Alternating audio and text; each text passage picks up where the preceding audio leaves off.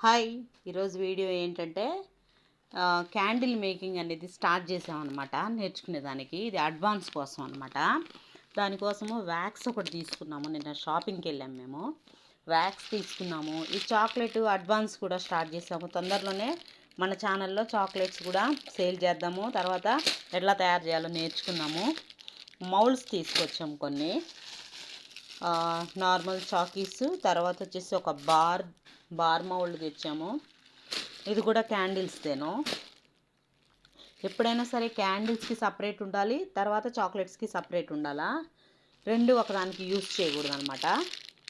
ఇది వచ్చేసి డిఫరెంట్ షేప్స్లో ఉన్నాయి చాక్లెట్ కోసము, చిన్న చాక్లెట్లు.